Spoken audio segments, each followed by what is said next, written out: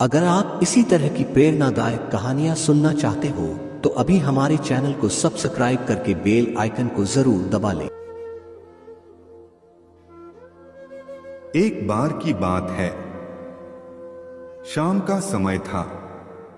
जंगल में काली घटाएं छाई हुई थी।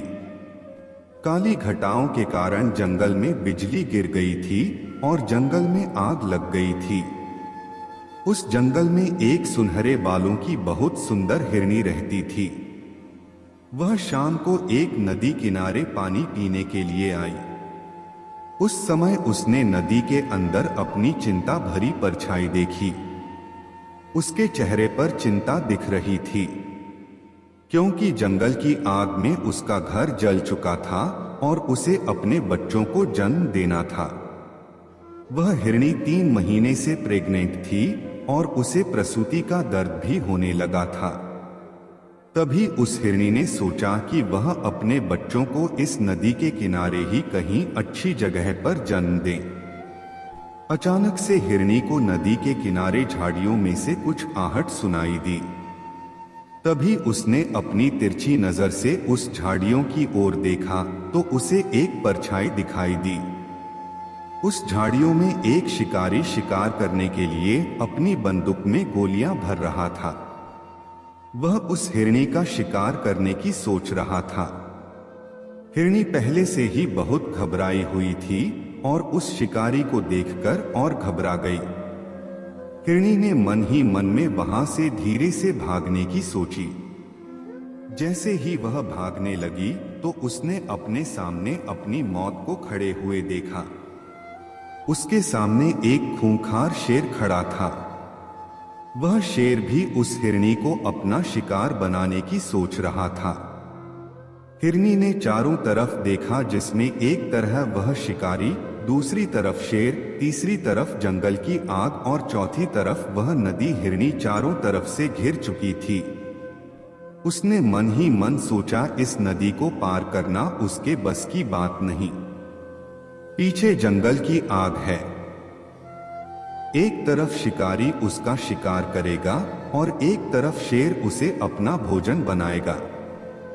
हिरनी ने बहुत सोचा अपनी जान बचाने के लिए, लेकिन कोई रास्ता नहीं मिला।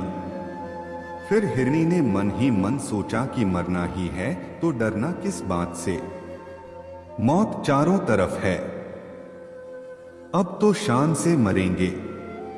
मानो उस हिरनी का दिमाग सटक गया था।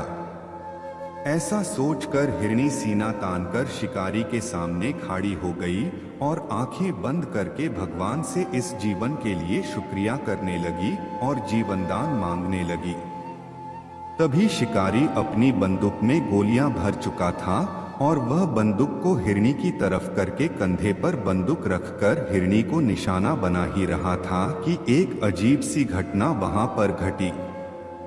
जंगल की आग से एक चिंगारी उछली और वह चिंगारी शिकारी की आंख पर आ लगी। वह शिकारी अंधा हो गया।